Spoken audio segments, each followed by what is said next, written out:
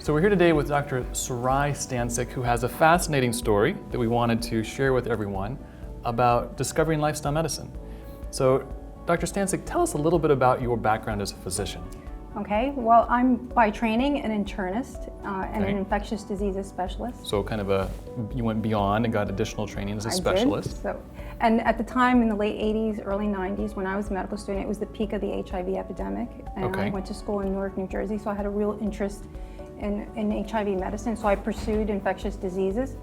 And then I went on to, my first professional appointment was at the Hudson Valley VA. I was the chief of infectious diseases. Okay. And so the question is, how does an ID physician evolve into a lifestyle medicine? Into lifestyle medicine, yeah. Right. So you have a fascinating personal story. So what happened in the process? So in 1995, actually it was October 11th, 1995, I was a third-year medical resident. I was on call at Beth Israel Medical Center, and it was a really, really busy night, one of those crazy nights where you just can't find a moment to take a bit of rest. And around 3 o'clock in the morning, I finally found a window. I made it to the call room. I can tell you, Mark, I felt deeply fatigued. I remember getting into that bed and falling asleep almost instantaneously. And when, of course, I got paged again to address another emergency, when I went to get up, I couldn't feel my lower extremities. So it was just like that overnight. I was taken emergently to the emergency room, and an MRI confirmed a diagnosis of multiple sclerosis with lesions in my brain and spinal cord. So this was your third year of internal medicine residency? Third year of internal medicine residency. Wow, just out of the blue on call. Just out of the blue. So life literally changed overnight. I was admitted, 5 days of IV steroids, and the neurologist saw me, and they described this disease to me, that I needed to be optimistic, but that there was a good chance that in 20 years I would be, and I needed to plan for this, that I would be in a wheelchair or nursing home setting, and it was devastating to me at the age of 28. So you're right in the prime, you're about to come out of residency, you got this physician career ahead of you. I was just appointed chief resident, I had just met my future husband, life was grand. And then you're told you're going to be in a bed within 20 years. Yeah, I mean, they said this is a big possibility, and you have to plan ahead for it. So pause. Life changed, and immediately after my discharge, I was told I needed to start a disease-modifying regimen in hopes that I could prevent additional exacerbations and slow down the progression of this disease. And I was started on a drug called beta-seron, which at the time was the only drug approved by the FDA for multiple sclerosis, and it was a tough drug. If you're familiar with interferons, it's an injectable drug, and I had to do this every night. I would inject at 10 o'clock at night, 2 o'clock in the morning I would wake up with shaking, chills, and fever, myalgias. Everything that's on that label. All the bad things. All the side effects, I experienced them.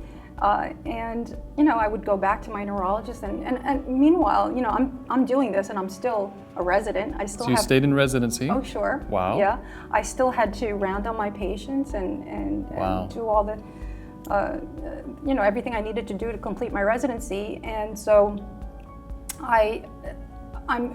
the side effect profile is really compromising my life. I go to my neurologist. I tell them about the side effects that I'm experiencing. I can't wake up in the morning, so I'm given an amphetamine-like drug, Provigil, to get make you wake up. Yeah, and when I felt jittery because of the Provigil. They said, "Well, let's give you something to bring you down." So here's a benzo. I can't sleep at night, so here's Ambien. Then the Neurontin for the neuropathy. You're feeling depressed? Let's give you some Prozac. So you see how. This disease and the disease-modifying regimen that I was given led to one new prescription after another. And before I knew it, getting through a day, I was taking a pill to get through a day. And I became dependent on multiple medications, and my quality of life was horrific. So how many medications were you on? I think at one point I was nearly on a dozen drugs. I had a pill box. So you're going around the hospital with your pill box. Oh, sure, yeah, and this is normal. And this is normal. And again, I'm taking a drug to get up in the morning. I'm taking a drug to go to sleep. I'm taking a drug just to modify my mood, and my quality of life again is barely tolerable. So how many doctors, how many specialists did you end up seeing in the process of treating this? Yeah. I think I've seen, I always say, I think I've seen every physician in the tri-state area. I live in New Jersey. So tri-state is New Jersey, Connecticut, and New York. And New York, yeah. wow. Yeah, I've seen a lot of physicians over the As a patient. Over the years, looking for, I think always looking for a different approach. Because what I was doing, particularly for 3 or 4 years early on, I didn't think I could continue much longer. I needed to find a different way to manage this, because even though I was taking these medications, I was still having exacerbations periodically. So you were getting worse? Yeah, and every time I had an exacerbation, there was always a little bit of loss, like neurologically speaking. The neuropathy in my legs, I never felt complete, For years, I didn't feel my feet very well, in many ways, I had hyperesthesia, where even putting on a pair of socks was painful. MS is an extraordinary disease. It's unpredictable, and it's interesting when you speak to. And I have patients with MS, and when you describe the symptoms, like I get it, I understand, but if you haven't experienced it, it's hard to explain. Right. Something like Lamites is when I bend my neck, even today I can experience this right now. Where I bend my neck, you feel like an electrical shock down your legs. Hard to explain unless you've experienced it. But it wasn't until 2003, and in the midst of all this, I'm struggling. I came across a throwaway medical journal. My secretary dropped off a stack of medical journals on my desk, and on top of this, the headline was MS and blueberries. Okay. And I said, well, what do blueberries have to do with MS? So of course I dropped everything, I pulled the article out and I read it, and it was a very unscientific, poorly constructed study, nothing we would present at a conference. MS patients, relapsing, remitting, half of them were fed a diet rich in blueberries, the other conventional diet. And these investigators, scientists, claimed that the patients who had the blueberry-rich diet reported less fatigue.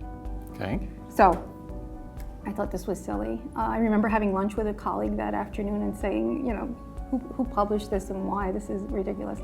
What it did, though, not that I think that eating blueberries is curative for my MS, what it did was it turned on that light bulb. Okay. It made me start to think, could diet have something to do? Okay, and you've never been taught anything about diet and MS No, in the whole process, or seen all the specialists? No one ever spoke to me about Nothing. the connection between diet and MS, or the connection between diet and any chronic illness. We didn't talk about that in medical school, right? Wow. So I started to look at the literature myself, and the first article I came across was an article written in New England Journal of Medicine by Roy Swank. And Dr. Swank spoke of his theory that there was a connection between the expression of multiple sclerosis and diet, and the articles about Norway, the differences in the prevalence of MS in the coastal region versus the inner farming communities, and how the diet differed. And I said, wow, why has no one ever, this is an interesting publication. Is there more to this? And of course, that began my interest and my obsession, looking into the literature and learning more and more. And I started to see these really profound connections. And not just in MS, right? Because I was practicing physician, and I was seeing these diabetic patients coming in with diabetic foot ulcers, and there was ample evidence in the literature that, for example, diabetes is a preventable disease, a largely preventable disease. And why was I not taught this? You know? And I became very excited. I implemented these changes in my own life, and it wasn't overnight. It didn't happen. It's not like I started to eat properly, and then all of a sudden, 2 days later, I felt better. This was a slow progression. When I first began, I can tell you that I used to have a handicap hanger. I used to park my car and walk into my office with a cane or a crutch. There was always something that I had needed to be dependent on. And over time, over a year, 2 years, I started to feel stronger. In 2007, my brother came to visit me from LA, and he had just run the Los Angeles Marathon. And he said to me, Sarai, why don't you run a marathon? I could never do that, I said to him. But he planted that seed, and then I started to, for the first time, gain enough confidence to start jogging. And in 2009, I ran a marathon.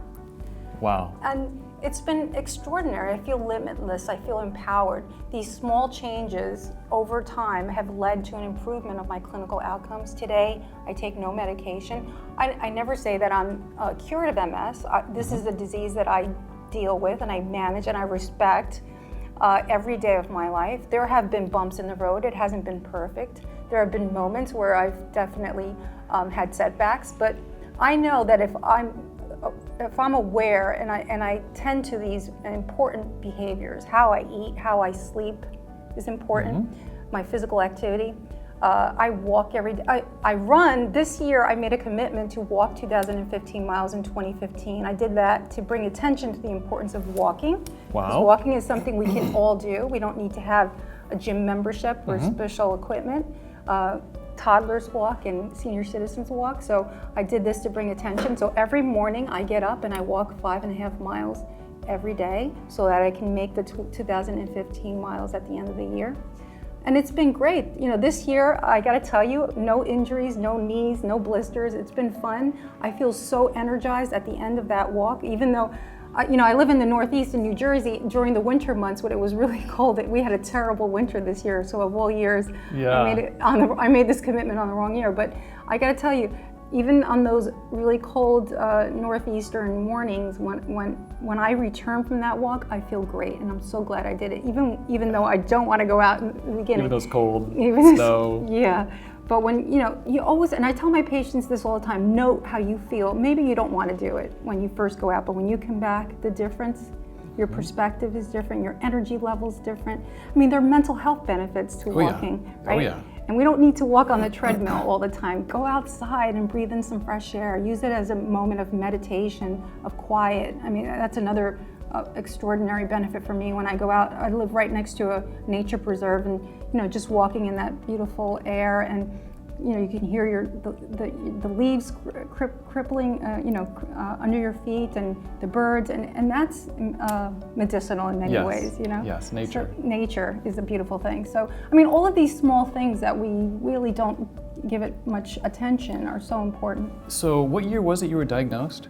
I was diagnosed in 1995, October 11th, 1995. So 1995, now it's 2015. Yeah. 20 years later. Right, so October 11th, 2015, I walked 20 miles to commemorate the 20th anniversary of that. It was that day. So instead of being in a bed crippled, you're out walking 20 miles. Right. It was a wonderful. With no medications. With no medications. It was really a wonderful day. I was surrounded by family, friends, and many of my patients came. We do a walk once a month to promote walking.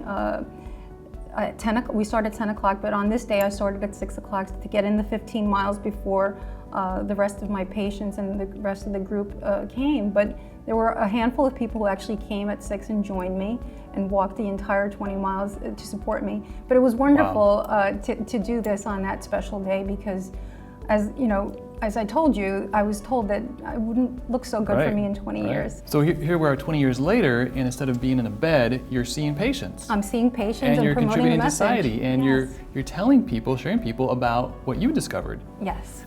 That you weren't taught in medical school, but is still very scientific. Absolutely. And in fact, there's a lot of evidence scientifically for using nutrition for MS that people just aren't being told. Right, and that's important, right? Lifestyle medicine is all evidence-based. Yes. Peer-reviewed medical literature. That's solid science. Solid science. If we step out of that, we lose the legitimacy of this discipline. And so it's really important that we promote this. Yes. And I talk to my patients about this all the time. If I give you a prescriptive, if I give you a directive, it's not based on my subjective opinion. It's based on the objective evidence in the peer-reviewed medical literature, and that's really important. So part of our challenge as physicians is getting this information out to patients. Absolutely. So the Lifestyle Medicine Foundation, efforts you're doing, what you're engaged in, creating a documentary and with medical students, we need to get the science that already exists out to the people who need it and into healthcare today. Yes, because that will empower and educate them, and it's going to promote change. Yes, and it makes such a huge difference for the patient.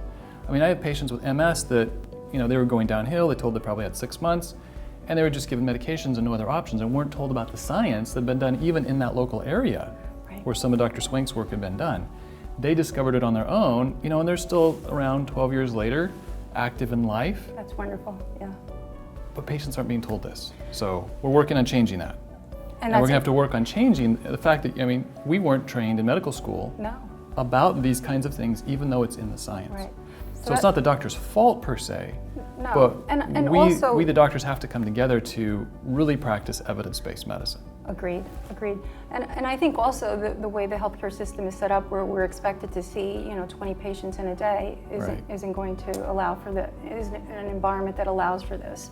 So I mean, I think there's a lot of change that needs to be, but I think importantly, as physicians, we are the representatives of health and wellness in the community. It's important that we also enact these behaviors, that we don't just dish out this prescriptive, but we also engage in these behaviors, that we eat properly, that we're the example for our communities, that we walk and exercise and show that our patients that we believe in this, we're doing it ourselves, our family's doing it, my children are being brought up this way, because if we do that, then we're setting the example, and that's powerful. Yes, and because the system is what it has been for so long, we actually need patients to engage with us in changing it. Right. And to go back to the neurologist or their doctor and say, hey, I learned about this on lifestylefacts.org or wherever, I want to include this in my care and use this as one of my fundamental tools of treatment. Right. And if you get pushback from the doc, just understand, okay, they weren't taught this, it's not what the system has been, but we can help bring them along. Absolutely. And that's what you're doing. Point them to the resources, point them to the science, point them to education, such that they can offer better treatment to their patients. And it's always that we're keeping to the evidence-based science. Yes. Excellent. Yeah, Thank you so much, Dr. Stancic, for being with us, and it's exciting to hear your story of using lifestyle as medicine and recovering and living a full and vibrant life. Thank you so much, Dr. Brown. It's a pleasure to be here. Excellent.